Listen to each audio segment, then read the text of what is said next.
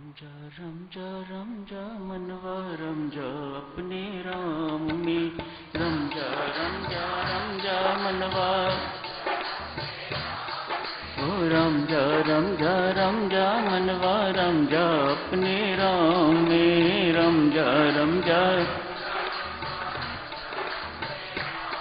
ओ रम जा मनवा रम जा अपने राम में। रम जा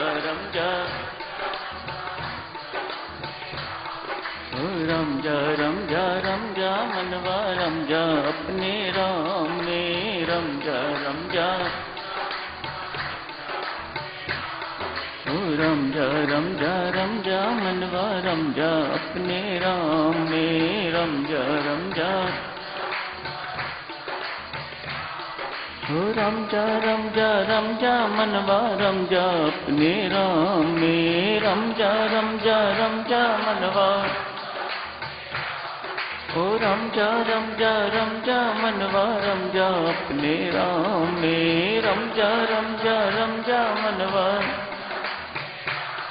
ओ रम जा मनवा रम जा अपने राम में। रम जा मनवा रम जा अपने।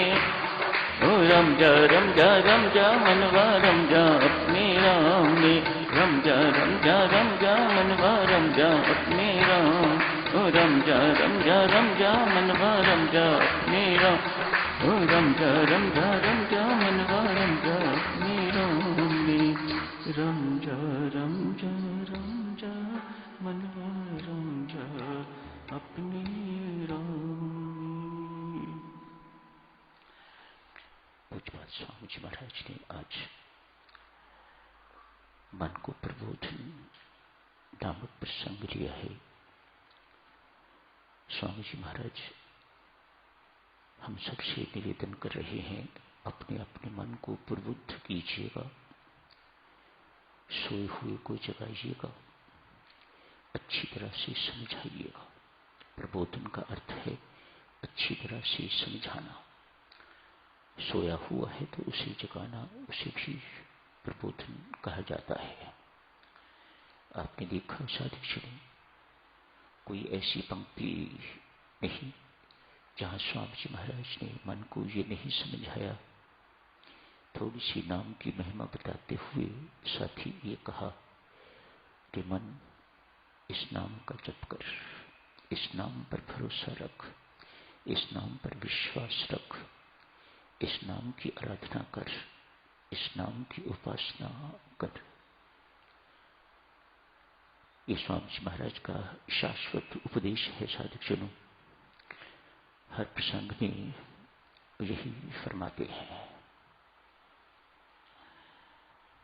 परसों बातचीत चल रही थी नाम पर विश्वास की, श्रद्धा, प्रेम।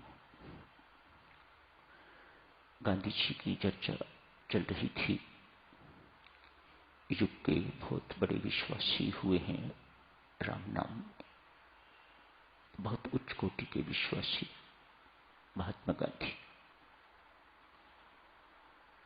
उनको बोध है कि राम नाम में रोग निवारक क्षमता है, शोक को संहार करने की क्षमता है, पापों को नष्ट करने की क्षमता है। ये सारे के सारे विश्वास गांधी जी के अंदर उस दिन जिक्र आया था। गांधी जी रोज राम राम जपा करते, और जब से स्वामी जी महाराज से मिलन हुआ इन स्वामी जी महाराज से, तब से नियमित रूप से राम नाम जपना उन्होंने शुरू किया। स्वामी जी महाराज के मिलने से पहले वे नियम पूर्वक राम राम नहीं जपा करते, जपते लेकिन नियम पूर्वक नहीं। राम नाम में उनका विश्वास भी था, पर स्वामी जी महाराज के कहने के बाद उन्होंने नियम पूर्वक स्वामी जी महाराज से वायदा किया कि मैं आज से वायदा करता हूं स्वामी जी, मैं नियम पूर्वक राम नाम जपा करूंगा। तो तब स्वामी जी महाराज ने अपनी जेब से अपनी माला निकाल के तो महात्मा गांधी जी को दी थी। वही माला साधक चुनूं जिस वक्त महात्मा गांधी जी को गोली लगी है, उस वक्त भी वही स्वामी जी महाराज की दी हुई माला उनके हाथ में थी। स्वामी जी महाराज इस युग के जहां इतने विश्वासी हुए हैं, वहां एक गृहस्थ महात्मा गांधी भी उन्हीं की तरह विश्वासी हुए हैं। A very practical person. कहा करती कि जब मैं अंग्रेजों की चाल में फंस जाता हूं, मुझे कोई रास्ता दिखाई नहीं देता, तो मैं अपनी मां की गोद में चला जाता हूं, उनसे आशीर्वाद लेके तो मैं बलपूर्वक आगे उनके साथ युद्ध करता हूं। एक शक्तिशाली साम्राज्य के साथ, अंग्रेज राज्य के साथ। जब मैं अपने आप में कमजोर महसूस करता हूं तो मुझे बल चाहिए होता है, तो मैं अपने पिता की चरण शरण में जाता हूं, वहां से मुझे बल मिल जाता है। लोगों को इस बात पर शंका हुई तो उन्होंने कहा कि आपके माता पिता की मृत्यु हुई बहुत देर हो गई है, क्या स्वर्ग से आते हैं वे आपको आशीर्वाद या बल देने के लिए? तो उन्होंने कहा नहीं, गीता जी मेरी मां है और राम नाम मेरे पिताश्री है। जिस वक्त मैं कोई अंग्रेजों की चालों में फंस जाता हूं, वे मुझे फंसाने की कोशिश करते हैं और मुझे निकलने का कोई रास्ता दिखाई नहीं देता, तो मैं गीता मां की गोद में जाता हूं, एक आधा श्लोक पढ़ लेता हूं, चिंतन मनन करता हूं, तो मेरी समस्या का समाधान हो जाता है। जब मैं अपने आप में थोड़ा निर्बल दुर्बल महसूस करता हूं, शारीरिक तौर से, बौद्धिक तौर से, तो मैं राम नाम का आश्रय लेके, अपने पिताश्री का आश्रय लेके राम राम जपता हुआ उनसे बल प्राप्त कर लेता हूं, तो मैं फिर बलवान महसूस करता हूं। उस दिन चर्चा चल रही थी साधुजनों, आज गांधी जी राम राम जपते जपते तो मन उनका थोड़ा उच्चाट हो गया। गृहस्थी में रहते रहते साधुजनों बहुत सारी घटनाएं घटित होती रहती हैं, अनअवॉइडेबल। आदमी उनको अवॉइड नहीं कर सकता। होता तो सब कुछ अपने कर्मों के अनुसार ही है। जो कुछ भी घटित होता है, चाहे वह पिछले कर्मों के अनुसार है, चाहे वह अभी के कर्मों के अनुसार है, पर है तो अपने कर्मों के अनुसार ही। इसमें आप साधक हो, साधक जनों, हमें कभी अविश्वास नहीं करना चाहिए, पूर्ण विश्वास होना चाहिए। जो कुछ भी अच्छा घट रहा है वह कोई अच्छा कर्म हो गया, उसके कारण घटित हो रहा है। जो कुछ बुरा घटित होता है, समझ लीजिएगा कोई बुरा कर्म हो गया तो उसके कारण घटित हो रहा है।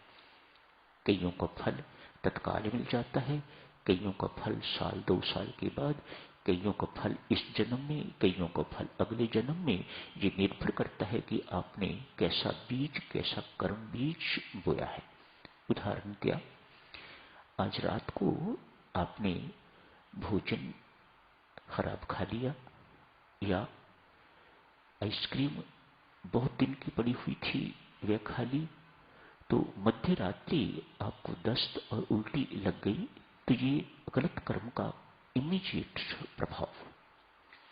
कर्म तो हुआ, उसका फल आपको तत्काल मिल गया। कई पौधे ऐसे होते हैं जो 1 महीने के अंदर अंदर आपको थोड़ा बहुत फल, सब्जी, जो कुछ भी होता है वह देना शुरू कर देते हैं। सेब का पौधा है, उसे 10, 11 साल, 12 साल के बाद फल लगता है, तब तक वह बढ़ता रहता है। तो बीज पर निर्भर करेगा किस चीज का आपने बीज बोया है, वह आपको तत्काल फल देने वाला है, कुछ देर के बाद फल देने वाला है, इस जन्म में देने वाला है या उससे अगले जन्म में देने वाला है तो अपने कर्मों का ही फल। हर साधक को इस बात को बिल्कुल याद रखना चाहिए। देखिए सज्जनों, यह बात याद आती है, माता पिता सब यहां बैठे हुए हैं, आपको कर्तव्य याद दिलाता रहता हूं, आप अपने अपने कर्तव्य से पलायन करते रहते हो। बच्चियों को चुन्नी का प्रयोग करना, महिलाओं को सिर का ढकना, एक सिर भी इस वक्त ढका नहीं हुआ है। बड़ों के सामने कैसे बैठना चाहिए, कैसी इज्जत होती है उनकी, मंदिर जैसे स्थान में कैसे जाना चाहिए, ये माता पिता नहीं सिखाएंगे तो क्या मैं सिखाऊंगा? ये बातें आपके दिमाग में क्यों नहीं आती? ये आप ही का कर्तव्य है। ये क्यों नहीं समझते कि जिस पुत्री को हमने समझाया नहीं वह कल पराए घर जाके क्या करेगी? ये अच्छे परिणाम तो नहीं निकल रहे। आप देखते हो कि परिणाम अच्छे नहीं निकल रहे। क्यों? आपने शिक्षा उन्हें ठीक नहीं दी। शिक्षा जो देनी चाहिए, जो अपनी संस्कृति है उससे हटके आप बातें करते हो। जो शिक्षा देनी चाहिए, जो शिक्षा उनको मिलनी चाहिए, वह शिक्षा मिल नहीं रही। पुराने वक्तों में, बहुत पुराने वक्तों की बात नहीं, मैंने ये दिन देखे हुए हैं। क्या मजाल है किसी बहू की या किसी लड़की की कि वह नंगे सिर अपने बाप या ससुर के सामने खड़ी हो जाए। मंदिर भी जाना है, किस प्रकार से लोग जाते हैं। हाँ, एक जगह मैंने देखी है जहां प्राय महिला सिर ढकती हैं जब शमशान घाट जाना होता है। ये नई चीज शुरू हो गई है। पहले महिलाएं शमशान घाट नहीं जाया करती थी, अब जाती हैं। तो वहां मैंने सिर ढका हुआ देखा है, लोगों का देखता था कि वहां सिर ढक लेती थी। मंदिरों में कोई जरूरत नहीं समझी जाती, बड़ों के सामने कैसे खड़े होना है, इन चीजों की जरूरत नहीं समझी जाती। तो ये अच्छी बात नहीं है। मैं तो आपको सिर्फ सावधानी कर सकता हूं देवियों सज्जनों। ये प्रॉब्लम्स तो आपकी हैं और आपको भुगतनी पड़ती हैं, इसलिए सचेत आपको करता रहता हूं। मानना ना मानना आपकी इच्छा है। तो चर्चा चल रही थी महात्मा गांधी जी की। महात्मा गांधी बहुत उच्च कोटि के राम नाम के विश्वासी। आज जाप करते करते मन थोड़ा उच्चाट हो गया है। अतएव सोचा, देखो अच्छे लोगों के विश्वास भी किस प्रकार के हुआ करते हैं। अच्छे लोगों के विश्वास इस प्रकार के नहीं कि अपना काम निकलना चाहिए, दूसरे को चाहे जितना मर्जी दुख हो इस बात की कोई चिंता नहीं। दूसरे किसी को भी दुख दे के साधक चलो आप भी सुखी हो सकोगे, ये कभी नहीं हो सकता। हाँ, ऊपर ऊपर से जैसे मर्जी आप उछलते कूदते दिखाई देते रहो, लेकिन अंदर से आपके आग लगी हुई है और वह आपके चेहरे पर आग की लपटें झलकती हैं। आपका चेहरा एक साधक का चेहरा नहीं हुआ करता, साधक का चेहरा और तरह का चेहरा हुआ करता है। आज मन उच्चाट हो गया है। अतएव सोचा, रामायण जी का पाठ मुझे कहीं से सुनने को मिल जाए तो उसके बाद फिर सिमरन में रुचि बढ़ जाती है। कैसा सुंदर विश्वास है। ऐसा नहीं कि मैं टीवी का सीरियल देख लूं उसके बाद फिर मैं जाप करने के लिए, या कुछ लेट लूं थोड़ा सो लूं उसके बाद जाप करने के लिए ना। उनका विश्वास कैसा। मैं यदि मुझे इस वक्त रामायण सुनने को मिल जाए, अपनी इच्छा व्यक्त की, मुझे किसी के पास रामायण सुनने वाले के लिए ले चलो। मैं रामायण जी सुनना चाहता हूं ताकि मेरा मन फिर सिमरन में टिक जाए, मेरा मन फिर परमात्मा पर टिक जाए। मानो वे व्यक्ति कभी अपना मन परमात्मा से हटाना नहीं चाहता। वे चाहता है कि संसार में रहते हुए, सारा कामकाज करते हुए भी मेरा मन जो है वह परमात्मा पर टिका रहे। ऐसे महात्मा गांधी ऐसे नहीं महात्मा बन गए। ऐसे घर गृहस्थी को निभाते हुए महात्मा की उपाधि प्राप्त करना ये कोई छोटी बात नहीं है। कुछ करनी करी है उन्होंने और उसका फल उन्हें मिला है कि एक महात्मा ना होते हुए भी, संत ना होते हुए भी, संन्यास ना लिए हुए भी, घर गृहस्थी निभाते हुए भी, देश के लिए लड़ाई करते हुए भी उन्हें महात्मा की उपाधि मिली गई है। सारा संसार उन्हें मानता है, सारा संसार उन्हें महात्मा कहता है। एक राधा नामक व्यक्ति उसके पास महात्मा गांधी जी को रामायण पाठ सुनने के लिए ले गए हैं।